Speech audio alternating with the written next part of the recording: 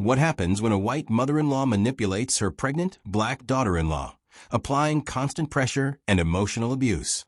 Would you be able to handle the suffocating control, or would you break under the weight of it all? Madison's hand rested gently on her growing belly as the car turned into the long driveway. It was supposed to be a moment of joy, starting a new chapter in a beautiful home with her husband, Ethan. But the twisting in her stomach wasn't just from pregnancy. It was something colder, something sharper. Fear. Ready? Ethan asked, flashing her that soft, familiar smile. She managed a nod. As I'll ever be. The house was stunning. 3 stories of polished white brick, tall windows gleaming in the late afternoon sun, and a porch big enough to hold a whole wedding party. But to Madison, it felt like a stage. And behind that front door was a woman who'd made it clear. This wasn't Madison's home. It never would be. As they stepped onto the porch, the door opened with surgical precision. Claire stood in the doorway, arms crossed. Her pearl necklace glistened, matching her frostbitten expression. Her eyes, pale and calculating, landed on Madison's baby bump before flicking back to her face. No smile. You're late, she said coolly. Ethan chuckled, trying to defuse the tension. Blame traffic. Claire didn't even look at him. Of course. Inside, the house was spotless. Not cozy, curated. Every cushion fluffed, every frame perfectly aligned. Madison felt like a smudge in a museum. Claire led them through the house like a tour guide with no warmth. I've prepared the guest room, she said sharply. The master suite isn't ready yet. But I thought, Ethan started, confused. It's fine, Madison cut in quickly. Thank you, Claire. Claire's eyebrow lifted, but she said nothing. The guest room was pristine but distant. Madison sat on the bed, running her hand over the smooth duvet. She could already feel the pressure of unspoken rules, of eyes that would watch her every move. At dinner, Claire's hospitality came with razor edges. You know, she said, slicing into her salmon, when I was pregnant with Ethan, I never needed anyone's help. I ran my household top to bottom. Madison smiled tightly. That's impressive. Claire didn't even blink. These days, girls expect too much. Ethan, oblivious as ever, just ate his food and smiled. Madison stayed quiet, but each word from Claire felt like a tiny needle, pricking her confidence, her peace. This wasn't a home, it was enemy territory. And she was outnumbered. Later that night, as Ethan dozed off, Madison stood alone in the hallway, hand on her stomach, listening. Claire's voice floated down from upstairs. A phone call whispers. Harsh, quick, clipped. She's not the one for him. She's soft, weak. He deserves better. The next morning brought no relief. Claire knocked once before entering the guest room without waiting. Madison stood in her robe, brushing her hair. Breakfast is ready. I expect you to join us promptly. Yes, of course, Madison said. Claire's gaze fell to her stomach again. Her lips thinned. You know, she said slowly, some women think babies fix things. But they don't. Not when something is already broken. Madison stared at her. What are you trying to say? Claire's smile was tight. Only that this house has its own rhythm. I hope you can keep up. But the worst came that afternoon. Did I end the garden? Madison was watering the lavender by the back fence, trying to calm her nerves. Claire appeared behind her without a sound. I don't like surprises, Claire said flatly. And that baby? That's a surprise I didn't ask for. Madison froze, turning slowly. Ethan and I wanted this. You may not like me, Claire, but I'm not going anywhere. Claire stepped closer, too close. You think you've won because you're carrying his child? You haven't even seen what I'm capable of. Then it happened so fast. Claire reached forward, maybe to push, maybe to grab, but her hand hit Madison's stomach. Hard. Too hard. Madison gasped, stumbling back. Her breath caught in her throat as she clutched her belly, her heart slamming in her chest. Are you insane? She cried. Claire's face paled. You slipped.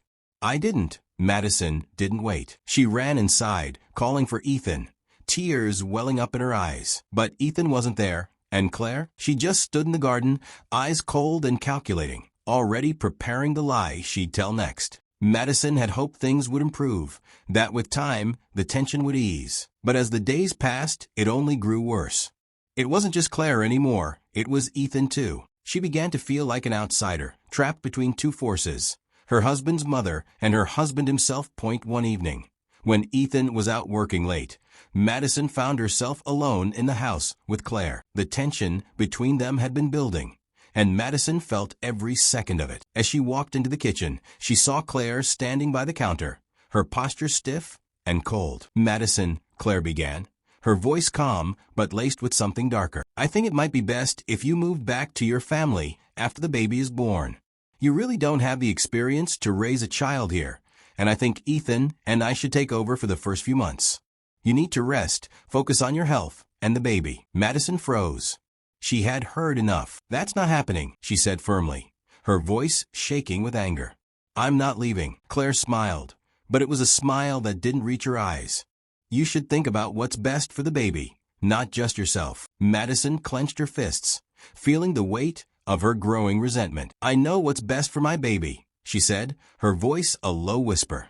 The evening dragged on, and Ethan came home later that night. Madison, still reeling from her conversation with Claire, couldn't hold back. She told Ethan everything, expecting him to defend her. Instead, he sighed, looking tired and worn out. "Madison, you're overreacting. Mom's just trying to help. She's worried about you and the baby," Ethan said, brushing it off. Madison stared at him, disbelief in her eyes. "She wants to take my baby from me," she whispered. "She doesn't respect me, Ethan. She wants to control everything." Ethan ran a hand through his hair, looking more exhausted than ever. "You're blowing this way, out of proportion. She's not trying to take anything from you." But Madison knew better. His words were empty. Ethan wasn't standing up for her. He was siding with Claire, just like he always had. The realization hit her like a punch to the gut. Ethan's loyalty lay with his mother, and Madison was just another obstacle in their way. Later that night, as Madison tried to sleep, she heard voices outside the bedroom door. It was Claire and Ethan, arguing in hushed tones, but their words were cutting. "You need to do something about her." Claire's voice was low and controlled. "She's already becoming a problem. I'm just trying to make sure everything stays in order." Ethan's response was barely audible, but it was clear. "I don't know what you want me to do. She's my wife. I'm not going to throw her out. But I don't know, Mom. I just don't want everything falling apart." Madison's heart sank. She couldn't believe what she was hearing. Ethan, the man she had trusted, was caught in the middle of it all, torn between his wife and his mother, unable to stand up for her. The next day, when Madison confronted Ethan again, he was distant, avoiding eye contact. She could feel the space between them growing wider. "You don't get it, do you? You're letting her control everything. I need you to be on my side, not hers." Ethan looked at her, his expression cold. "I'm just trying to keep the peace, Madison. Why can't you just get along with her for once?" Madison felt a wave of disbelief wash over her. "You're choosing her over me?" she asked, her voice trembling. Ethan didn't respond, but his silence was enough. The betrayal was clear. Later that evening, Claire made another move, her passive-aggressive tactics only intensifying. Madison was sitting in the living room when Claire came in, acting as if nothing had happened the night before. She sat down beside Madison, her eyes cold and calculating. "You know, dear," Claire began, her voice dripping with faux sweetness, "if you would just listen to me, things could be so much easier. I only want what's best for you and the baby." Madison's blood ran cold as she realized Claire's manipulation was no longer just about controlling her. It was about breaking her spirit. And Ethan? He was complicit in it all. Madison stood up abruptly, her chair scraping against the floor. "I'm done. I can't keep fighting this battle alone." And, as Madison walked away, she felt the weight of the choice she now faced. Ethan, her husband, had betrayed her trust. Claire, her mother-in-law, had crossed every line imaginable. Madison had to make a decision: stay and fight for her dignity, or leave and start anew, for herself and for her unborn child. The question lingered in her mind as the walls around her seemed to close in. Would she stay, or would she finally walk away from everything she had hoped for? Madison stood at the door, her heart racing. Ethan's words echoed in her mind, but they offered no comfort. She knew the truth now. No matter how much she fought, she would never win this battle. Claire had her claws in Ethan, and she wasn't going to let go. And Ethan? He wasn't going to choose her. He'd already chosen Claire. Her stomach churned with anger as the night's events replayed in her mind. Claire's brutal words, her smug expressions. It wasn't just control anymore.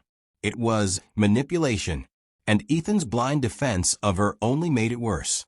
Madison had fought for so long, swallowed her pride, and made excuses for Ethan. But now, she realized it was over. She could no longer live under Claire's oppressive gaze. She couldn't stand another moment of being disregarded. She had to take control back, if not for herself, then for her unborn child. She wasn't going to let Claire or Ethan destroy her spirit. She was done being a pawn in their game as the weight of her decision pressed on her chest. She gathered what little belongings she had left in the house, her personal items that had never truly felt like home. The door to the guest room clicked open, and she took one last look at the room where she had been forced to hide her pain. Madison didn't have a plan. She didn't know where she would go, but she couldn't stay here. She couldn't keep pretending that everything would magically fix itself. She needed to find safety, not just for herself, but for her baby. She had to protect them both from the toxicity that had consumed her life. Ethan knocked softly on the door, his voice filled with desperation.